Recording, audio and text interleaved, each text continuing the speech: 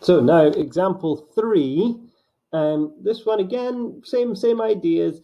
I've picked these slightly longer questions here so that you get a feel for all the different things that can happen. When you're doing the actual practice questions, you'll spot usually you're only using one of these skills, but I'm trying to show you examples where you can see all the different skills in action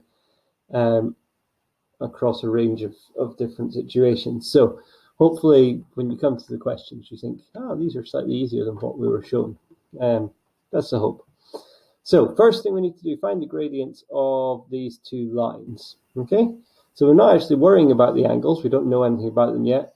We're given points and we're given coordinates for those points, and we've been asked to find the gradients. So let's crack on with that. Let's find the gradient of PQ. Now we're only given points information, so we're back with our formula y2 minus y1 over x2 minus x1. We're using that, so we're putting in our points. Now I'm going to pick my point 2 to be q, so that's y2 x2 and y1 x1.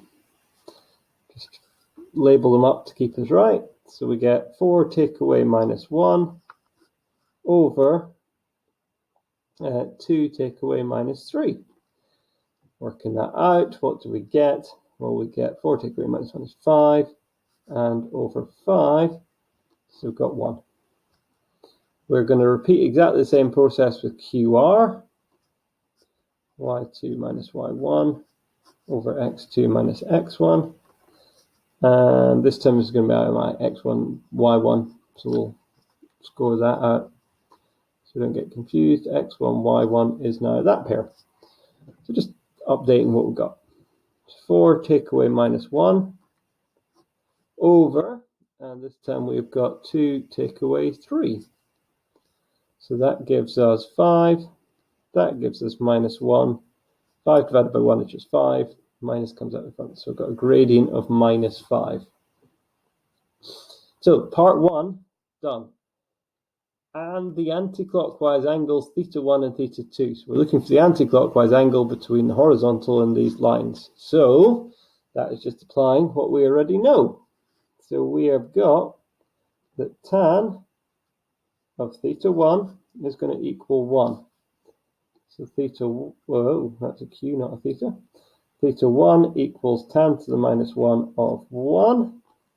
And your calculator here should churn out that tan to the minus 1 of 1 is in fact 45 degrees. That's one that hopefully maybe after I've done it a few dozen times, you will get quite used to and you will get kind of familiar with.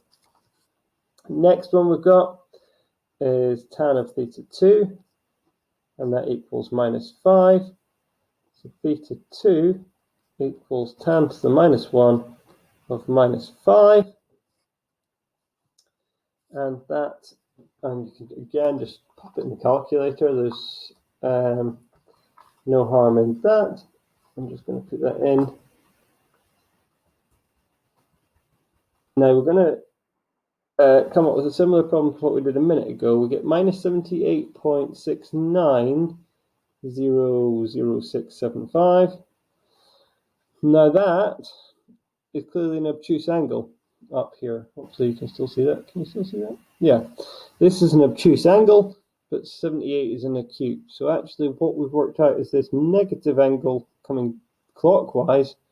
So we actually need to do, so I should really again write theta here, not theta 2. Theta 2 equals 180, take away our 78.69000675. And so putting that in the calculator gives us 1.30000325, and we're going to round that because that's a ridiculously long answer. 1.30 okay, should probably write 101.300325. Focus on this bit and ignore the important detail of the 100 bit. 101.30 degrees, not to 3 significant figures because I've now extended how long my answer is.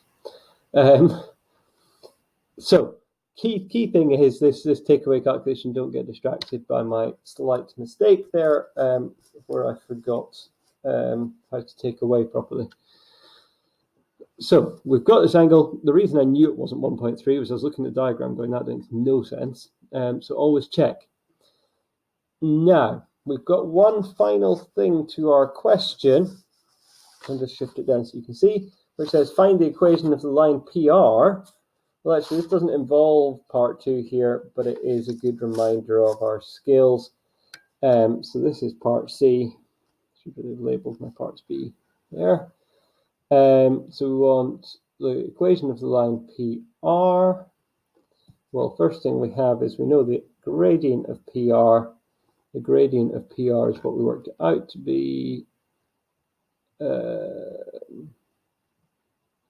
haven't worked out PR, sorry. The gradient of PR is y2 minus y1 over x2 minus x1. You'll see what's about to happen in a minute.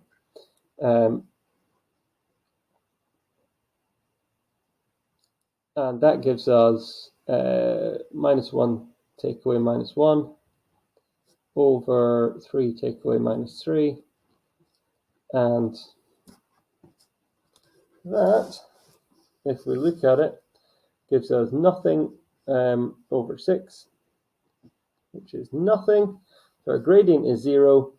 So we're going to have an equation which is y equals, and if we look back up at our points, so we've got y equals 0x plus c, put any point in there, so putting r, which is 3 minus 1 in, we get minus 1 equals 0 plus c, so c equals minus 1. So our equation of our line is y equals minus 1. Now, if you came to a question like this, and you looked at your diagram carefully and you were like, oh, same y-coordinates, so it's going to be a horizontal line here, you would be totally entitled to write down that from just inspection of our points, P and R, we know that has equation y equals minus 1. Okay, so that hopefully gives you 3 examples, things to follow, and all the skills that you need to answer today's questions. But please, as ever, email or drop a question on Teams if you get stuck, and answers will come up at around the end of the lesson time.